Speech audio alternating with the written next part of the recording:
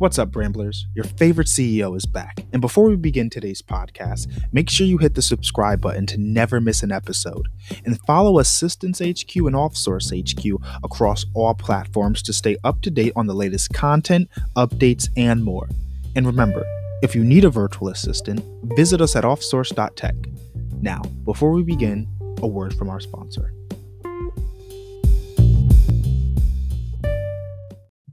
Hey guys, welcome back to another wonderful episode of The Ramblings. I have with us today another amazing guest, Toppie Tamara Lloyd. She's the founder of Tops Virtual Consulting. There we go. I don't know why I blanked on that for a second. Like I said, are you ready? And then I almost wasn't ready for a second. So yes, thank you for coming to join us today. Absolutely amazing that we have you. Tell us a little bit about Tops Virtual Consulting. Introduce yourself. Give us a little run. Come on. Okay. I don't know why you're nervous. If you're nervous, how you expect me to feel? But anyway, thanks for having me, Angelo. It's very good to be here. As you said, my name is Toppie Tamara Lloyd from Tops Virtual Consulting. I am a virtual bookkeeper. I got started in my business last year. Due to COVID, actually. That was like my blessing in disguise once COVID hit last year. As a single mom of one, I had to be home with him for the whole remote learning, as with most moms last year once the pandemic hit. So I had to figure out how I was going to still be home with him and also make that income that I was no longer able to do because I wasn't going to be able to work outside of the home anymore. And so, as with most moms and everything, I did some online searches, came upon this wonderful program called the Free Mama Movement, and the rest is history as to how I started my business. So you may ask, what is the Free Mama Movement? And this is a program. This is a program that a mom she started that helped moms to start their own freelance business.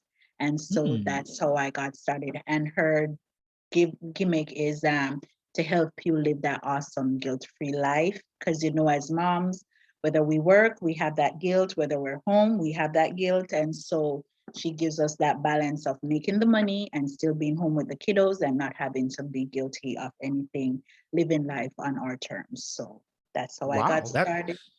That's pretty amazing then.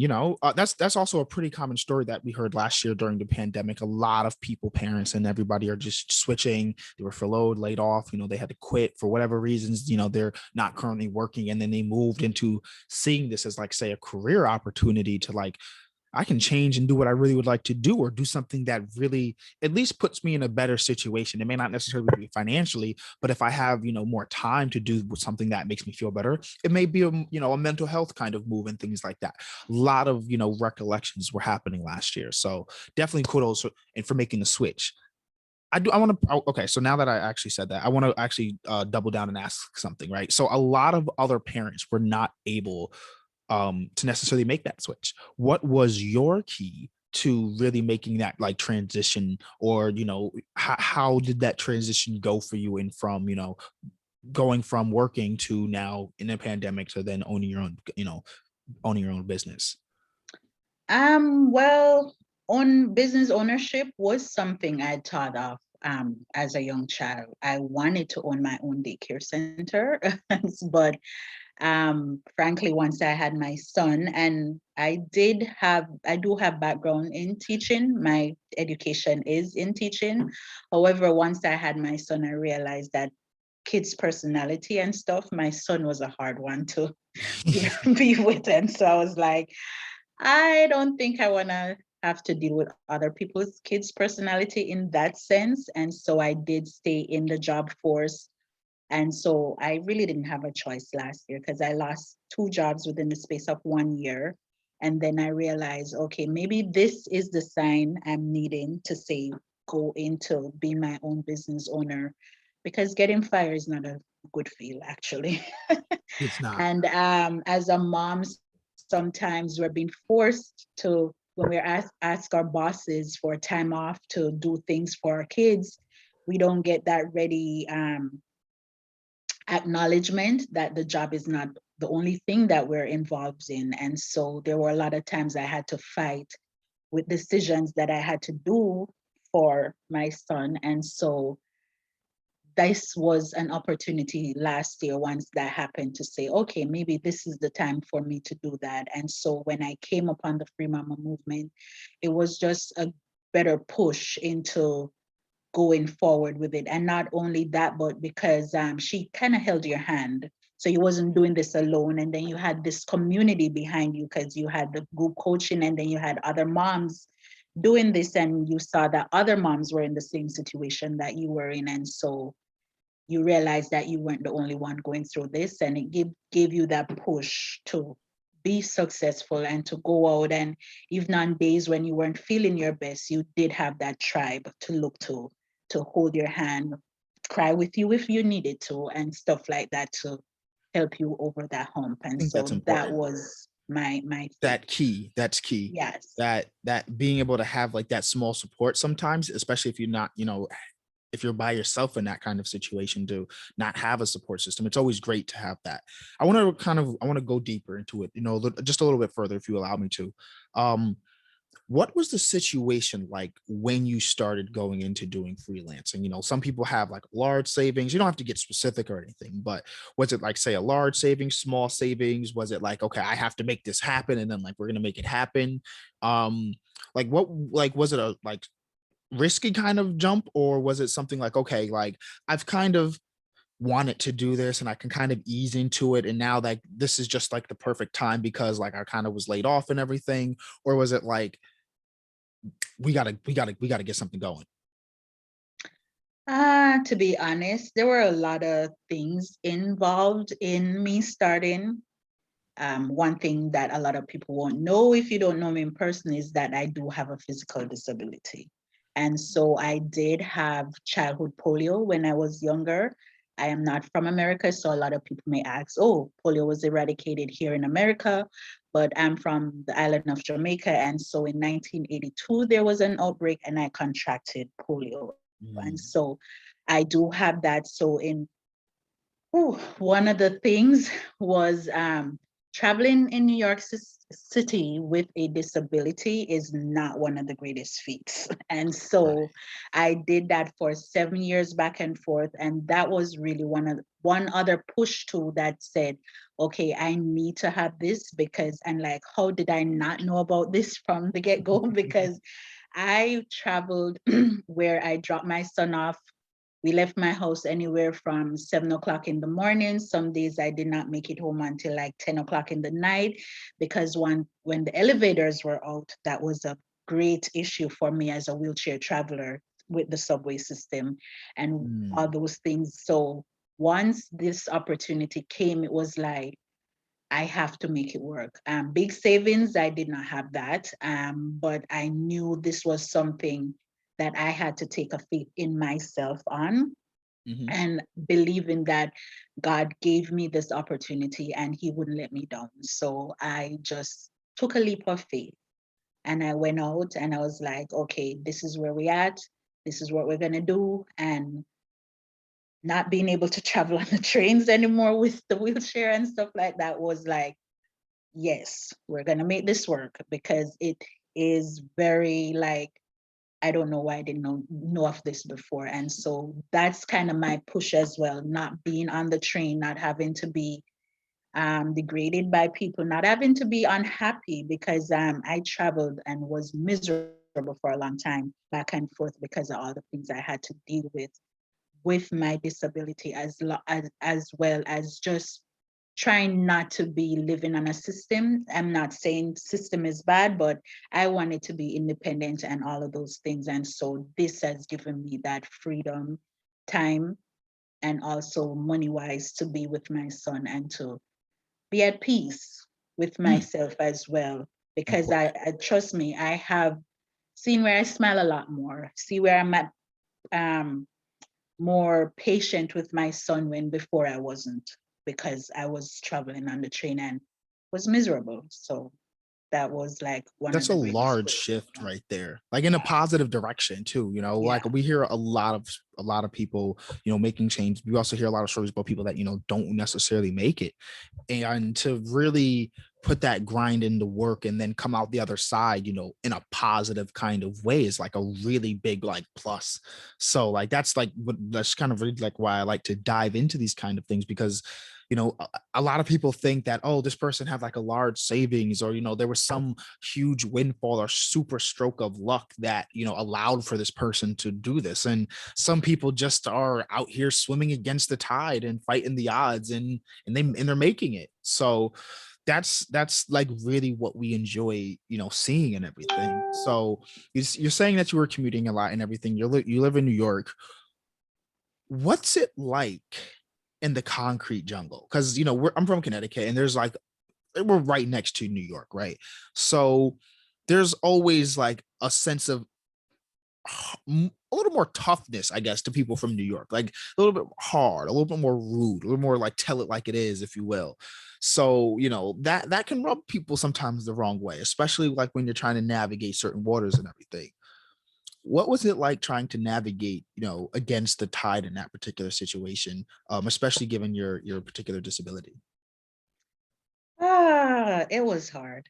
I'm not gonna lie. It was hard because um I never used my disability as a crutch, never. And I remember my last job, I was a temp at a building, and there were other disabled people in there, but not only that, but I had a young child. And then I remember my supervisor, my head supervisor, I was getting in late because after dropping my son off, and if the elevators are out, I have to reroute and stuff like that. And so I remember getting in late, and she's like comparing me with the other wheelchair users in the office. And that rubbed me the wrong way because I never, ever, when I tell you I go 150% of anything I give to anything, I never use my disability. I mean, people may see me and judge me in the wheelchair, but I never use that as an excuse to not do Right. anything or go after anything in life.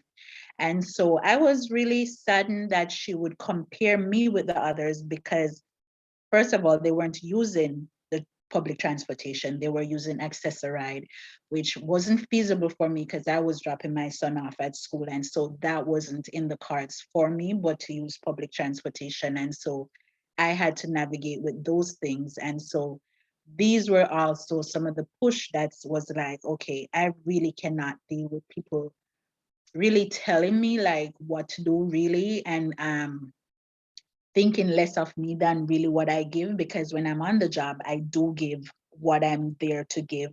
But at least beforehand, I had already explained my situation. But then that comparison was really like one of the things that rubbed and been a negative thing in there. And so when I lost that job in March, to be honest, I was happy. I wasn't saddened by it because I was like, I wasn't appreciated there anyway. So it was what it was. But going back to something we were talking about earlier, I know I said that it was the transition was smooth in getting from to into the freelance world, but it was not, because I think a lot of us sometimes don't want to try because we feel that there's we won't make it, but we will. I mean, there's a lot of days and stuff when there's a lot of things you have to get over. And as I said, working with a group and community is Mhm. very important because I knew I had to, now that I'm no longer looking up to a boss per se, but I have to make sure that I am the one who is in charge of whether my business survive or not.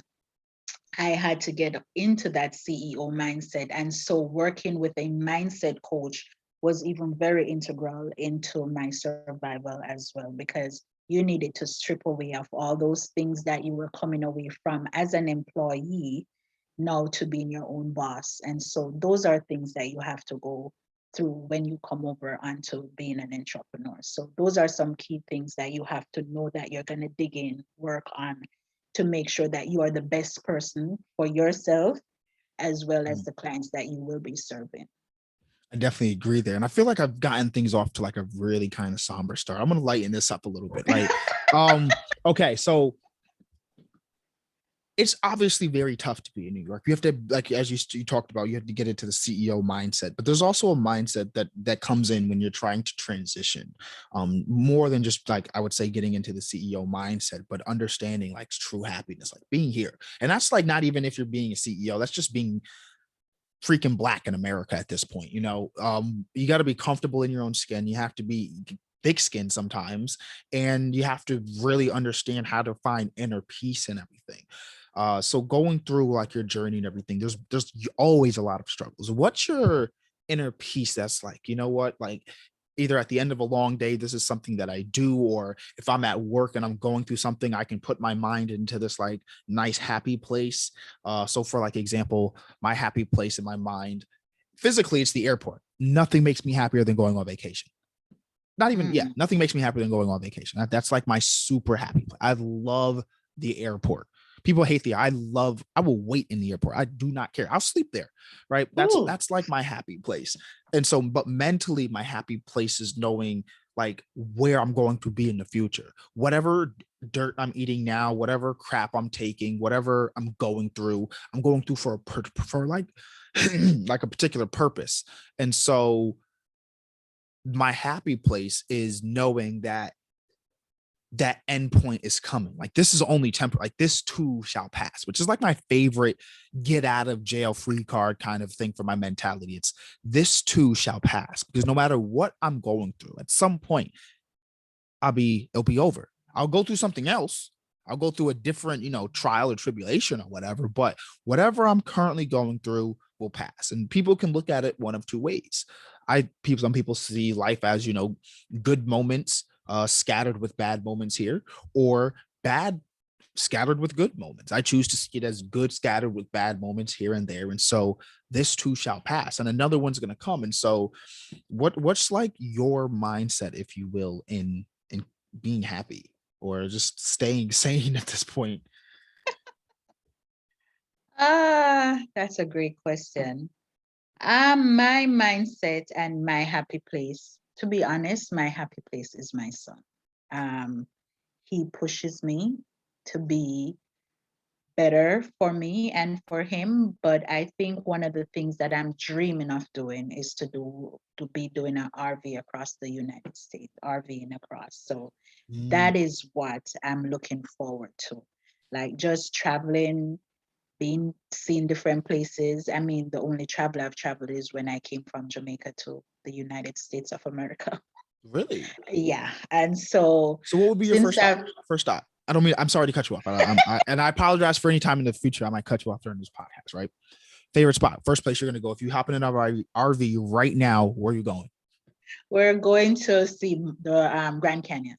That's where I want to go I have most yet to see the definitely. Grand Canyon. Yeah, I My need mom to has been see. and I haven't been. I need to see that. I've heard so much wonderful stuff about some bad and scary stuff, but some beautiful stuff about it nonetheless. And so that's one place I want to see in America, the Grand Canyon. So yep. Well, there's And not just along with the one. other few Where stuff. else do No, you I want to mean go? that's the most one The that's on the most top one of the spot. list, the top of the Okay. list. Yeah, but there What's are the other next two? places I want to go. I want to see Mount Rushmore. Definitely Mm, want to see the White House. Probably gonna do that sooner with a shorter trip. But yeah, and the forest that they sing about in the national anthem, the US anthem, the redwood trees and stuff like that. So yeah, I'm looking forward to just being all over the place and then traveling outside of the country as well. So I've been to a few states already. It's just that I haven't seen some of the epic stuff yet. mm. Wow. Okay. So we talk about travel. Like you want to do RV. What made you choose doing RV? I guess it's a great way to see places. I mean, like you hear about people traveling, downsizing. I'm never a big person, and I've been so obsessed with HGTV tiny houses.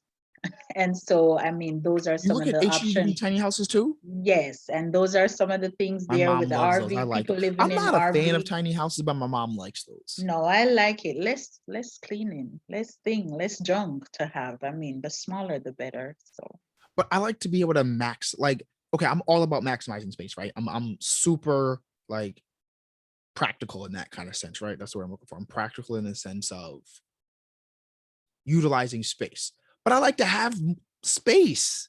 Like I don't want to like put my arms out and then touch both of the walls.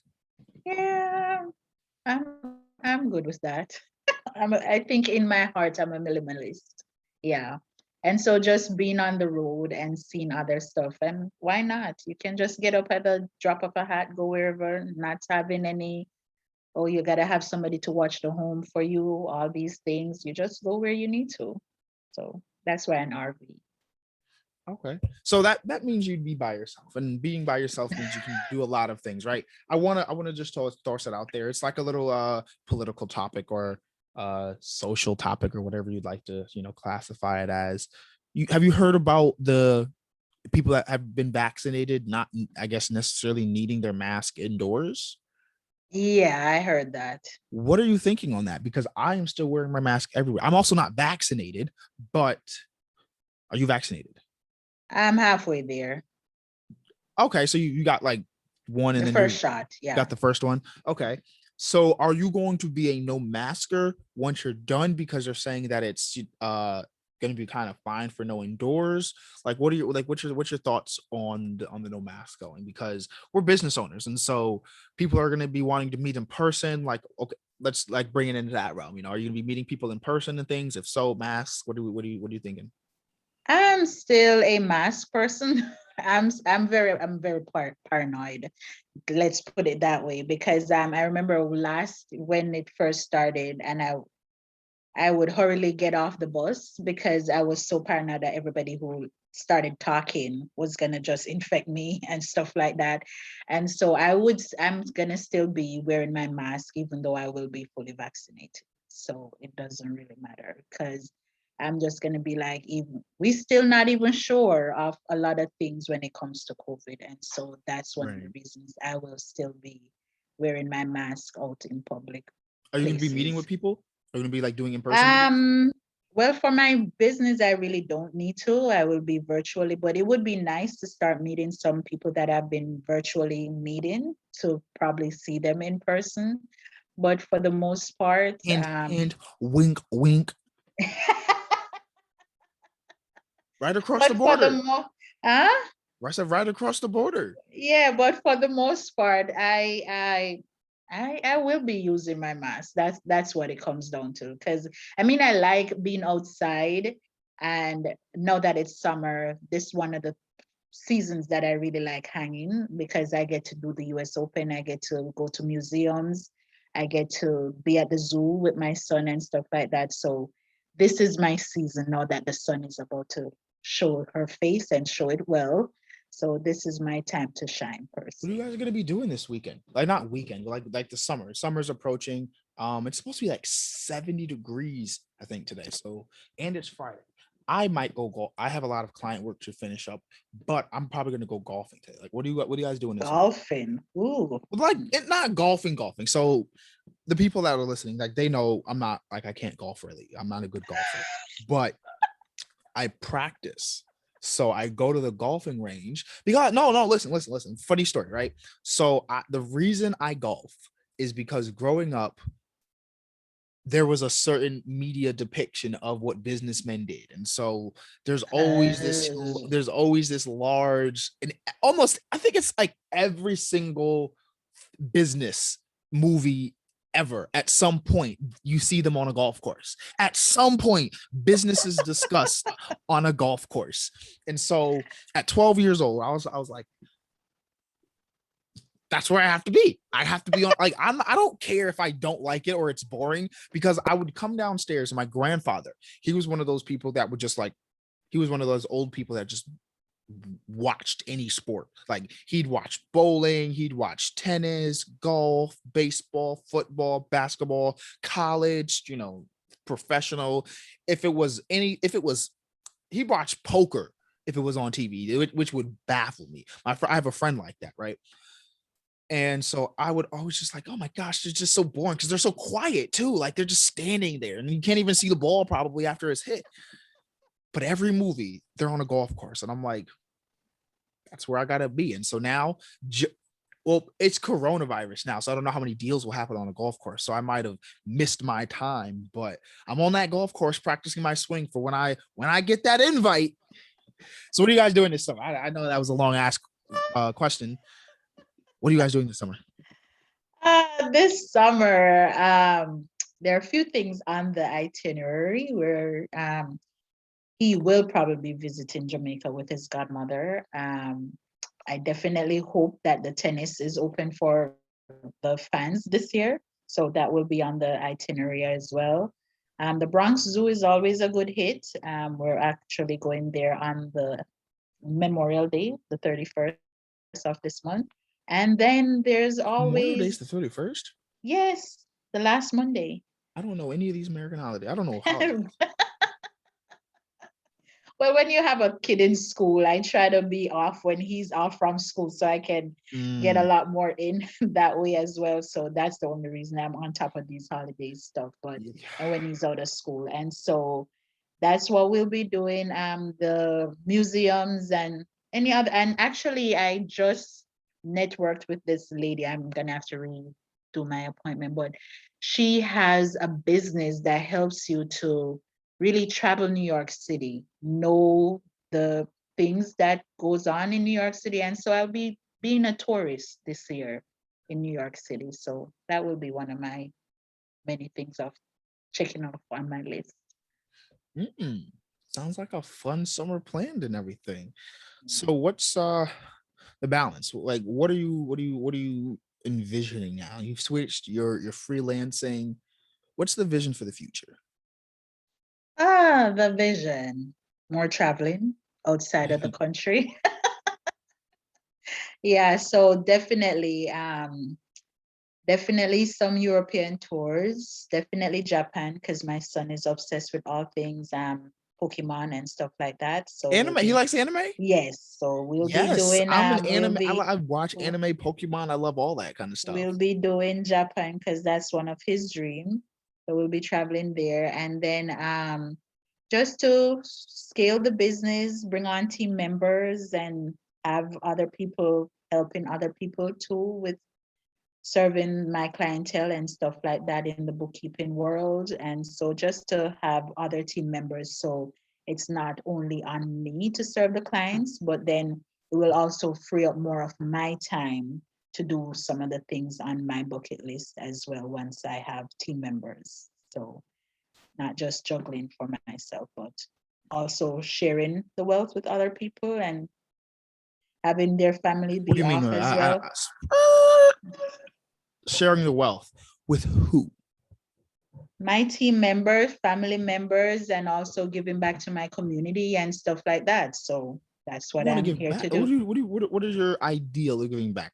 Pontificate. Giving back, Go as big as you want. Like giving if you back. wanted to give back, like how do you want to give back? As a single mom, I would want to do charities that are doing for helping single moms. So that would be where I'm starting with my charity work.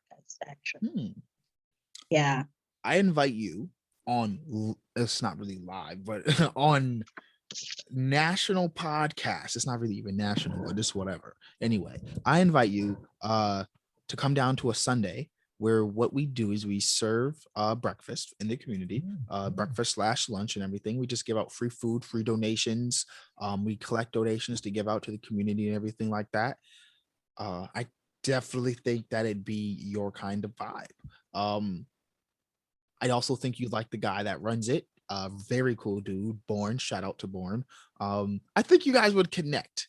Um, I don't want to. Okay, how about you make it happen?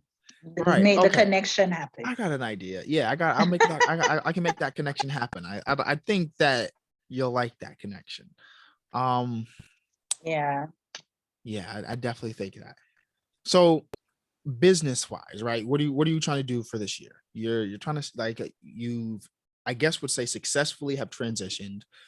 Is this like say your only source of income? Like are you thinking of branching into doing more than bookkeeping?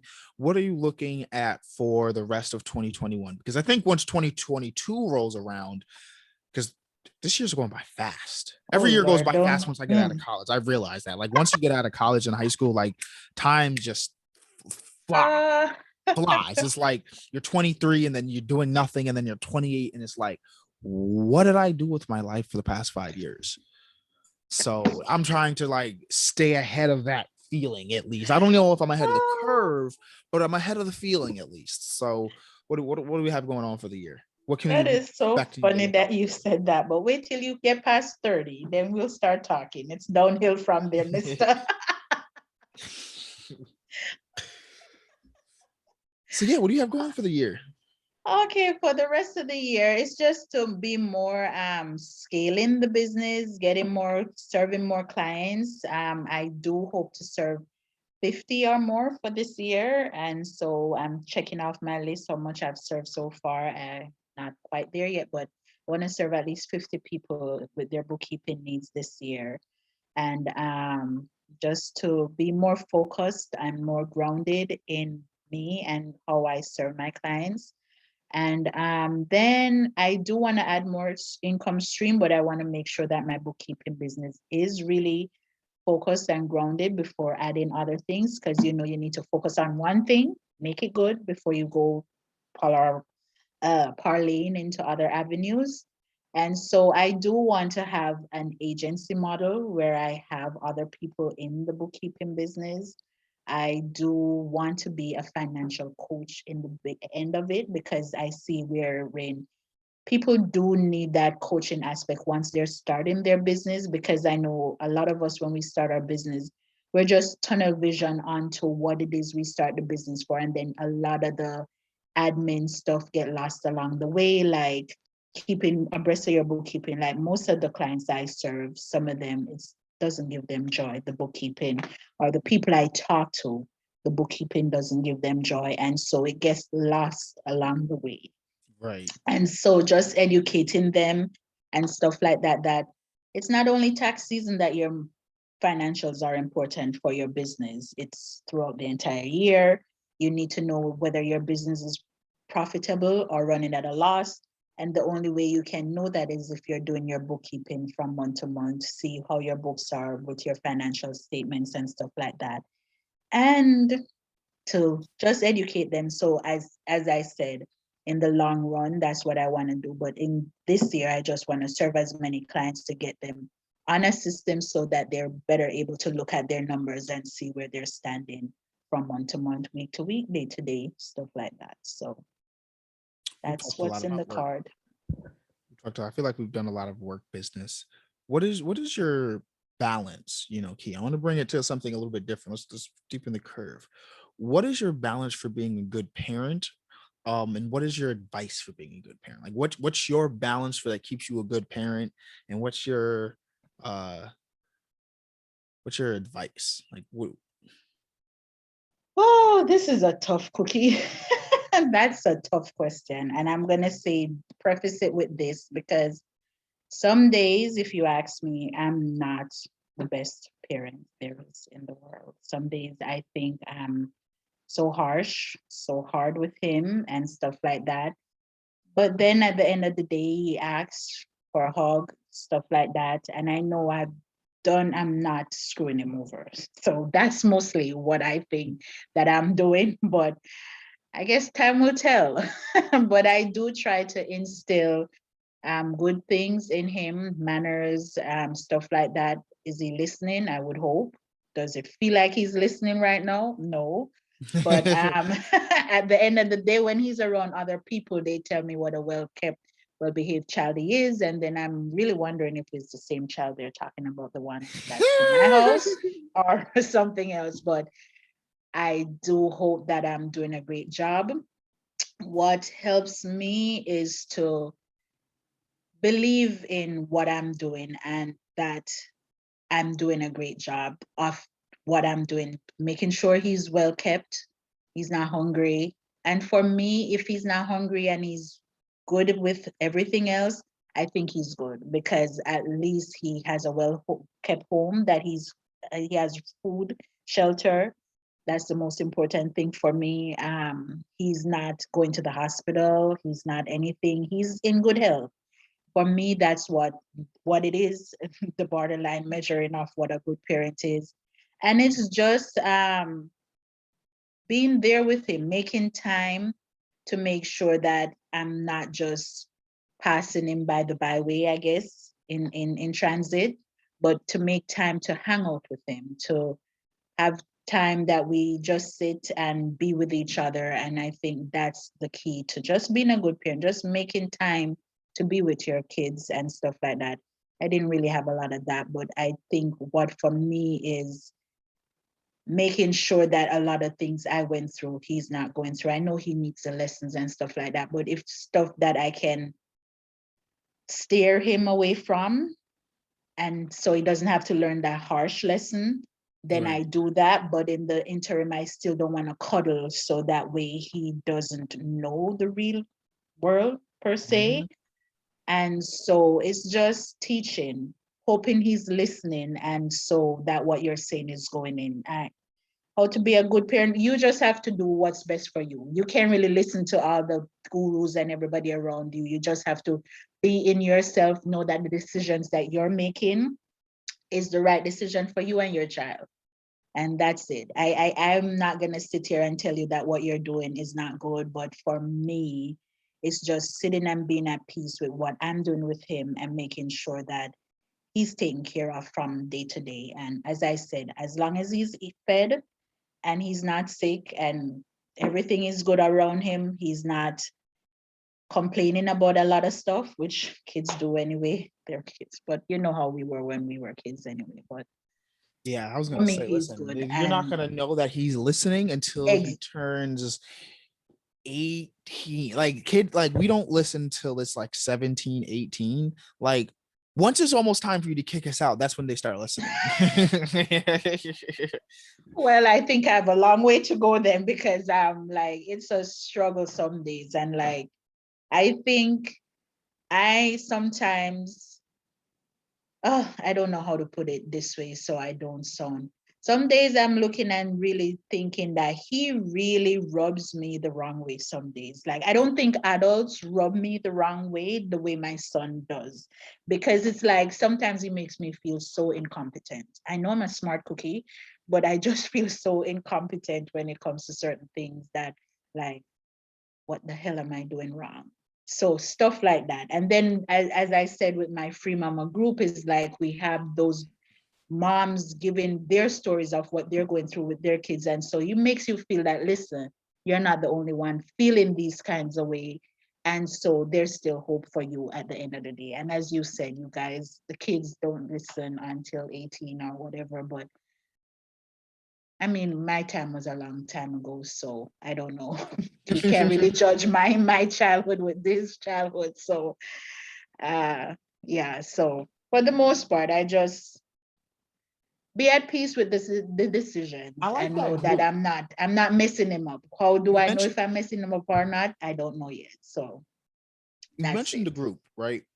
Again, I don't want to cut you off, but I want to go back to that. You mentioned, the group, and that's been like something that's like been it's kind of reoccurring throughout the podcast and everything. Talk about more about this group. What is it? Why are you still in the group? How, how much help does it bring you? What are your feelings for it? Tell me more about the support group for moms. Okay, it's called the Free Mama Movement. They can be found on Facebook, on all social media platforms, actually. And she does have a YouTube channel. So once you look for the Free Mama, you can find her on all platforms. I love being in the Free Mama along with the other groups that I'm in, but I think this one, I don't know if it's because that was the one that gave me the hand holding when I started my business, Mm. but there's so many moms in there that we're beginning, we have kids. And I mean, sometimes you think, can you be a successful business owner as well when you have little kids or you have young kids? And it just goes to show proof that there are moms in there of all sizes, of all kids, of numbers and anything, that are making it happening. You understand? And just being around them helps you to be a better version of yourself as well. And I keep telling people all the time that if my business is never successful, the amount of professional development I've undergone since being with them has been tremendous and very helpful in making me the person that I am more better off today than I was when I started my business. And so the constant, you can go there for anything, upliftment, crying, there's constant coaching. So you're never alone and there's always something going on. And the good thing about it is that Lauren Golden, who is the free mama, I call her the mama bear.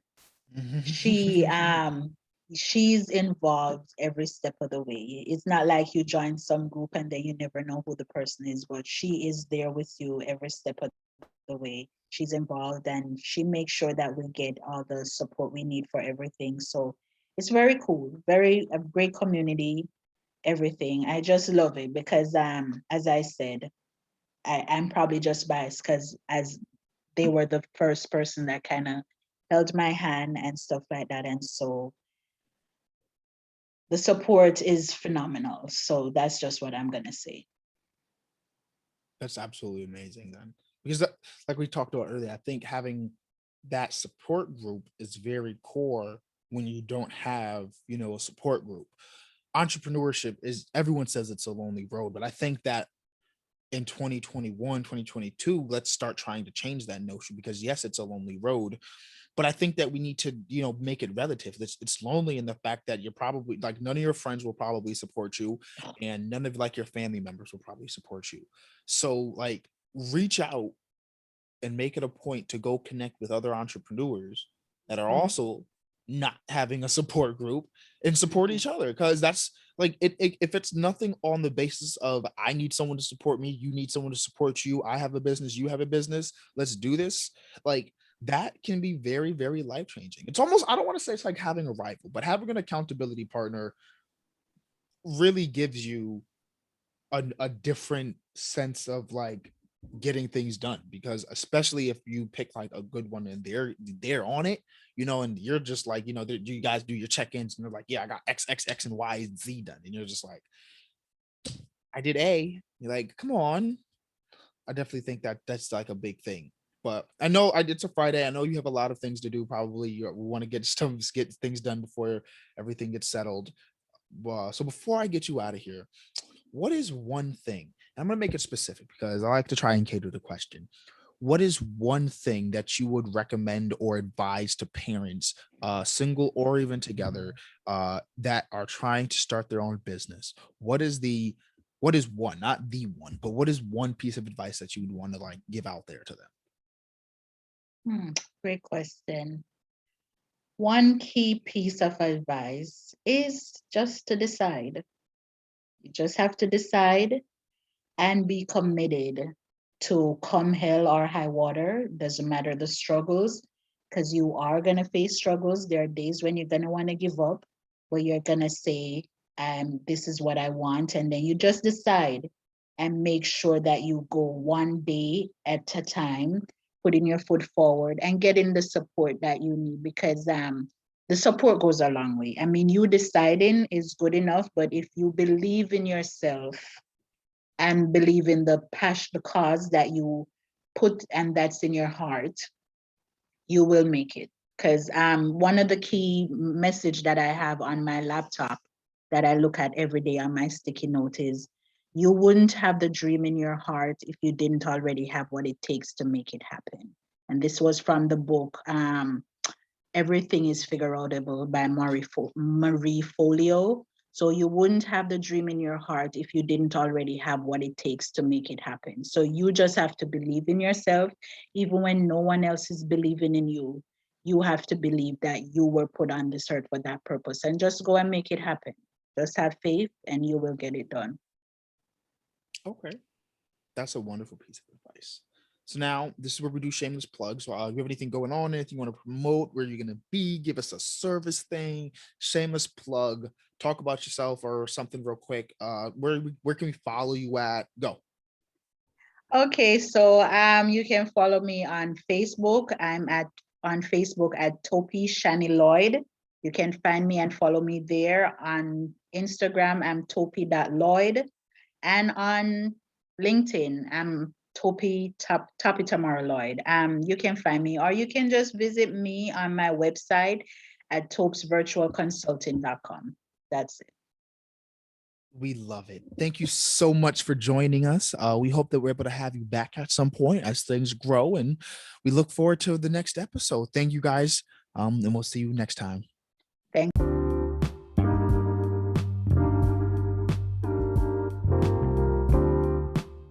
Hey, Ramblers, that's it. Podcast is over. Don't leave yet, though. If you enjoyed today's episode, make sure to like, share, and subscribe to the podcast, and follow us on YouTube at OffSource HQ. We'll see you next time.